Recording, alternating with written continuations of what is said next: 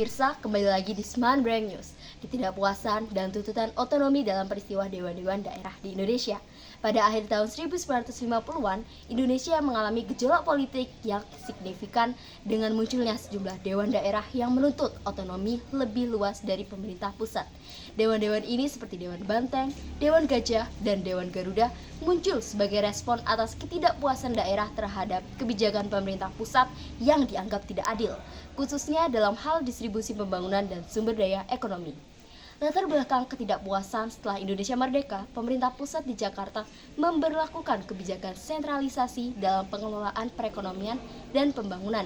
Kebijakan ini dianggap menguntungkan Jawa dan merugikan daerah-daerah luar Jawa yang kaya akan sumber daya alam tetapi minim pembangunan.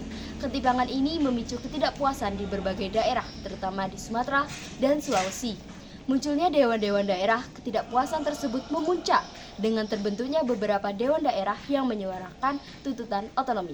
Di Sumatera Barat, Dewan Banteng didirikan oleh Letkol Ahmad Hussein pada tahun 1956. Dewan ini menuntut otonomi daerah yang lebih luas dalam pengelolaan sumber daya dan kebijakan ekonomi.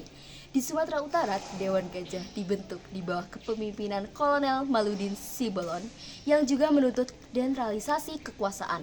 Sedangkan di Sulawesi Selatan, Kolonel V.J. Sumual mendirikan Dewan Garuda yang menuntut hal serupa, yakni otonomi lebih luas dan perhatian terhadap pembangunan daerah.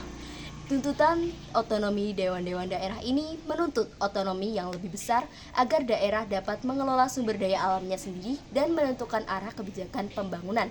Mereka merasa bahwa pemerintah pusat gagal mengakomodasi kebutuhan daerah yang tidak adil dalam mendistribusikan hasil ekonomi nasional.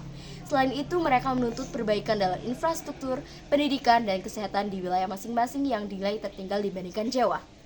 Reaksi pemerintah dan pemberontakan pemerintah pusat di bawah Presiden Soekarno menganggap tuntutan ini sebagai ancaman terhadap persatuan dan kedaulatan negara. Ketegangan semakin meningkat, yang kemudian memicu pemberontakan PRRI, Pemerintah Revolusioner Republik Indonesia. Di Sumatera, di Permesta, Perjuangan Semesta. Di Sulawesi, pemberontakan ini bertujuan untuk menantang otoritas pemerintah pusat dan memperjuangkan otonomi yang lebih besar bagi daerah. Pada akhirnya, pemerintah pusat melancarkan operasi militer untuk menumpang pemberontakan ini. Walaupun berhasil meredam perlawanan, gejolak yang terjadi menjadi pelajaran penting tentang pentingnya pemerataan, pembangunan, dan hubungan yang harmonis antara pusat dan daerah. Dampak jangka panjang, meskipun pemberontakan dewan-dewan daerah berakhir dengan kekalahan, tuntunan yang akan otonomi daerah tetap menjadi isu penting di Indonesia. Ketidakpuasan daerah terhadap sterilisasi kekuasaan kembali mencuat pada era reformasi, yang kemudian mendorong diberlakukan otonomi daerah pada akhir 1990-an.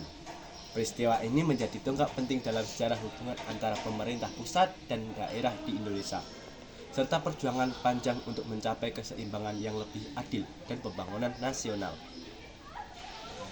Saya Nabila Aulia. Dan saya Ragil Pamungkas, izin undur diri. Terima kasih dan selamat pagi.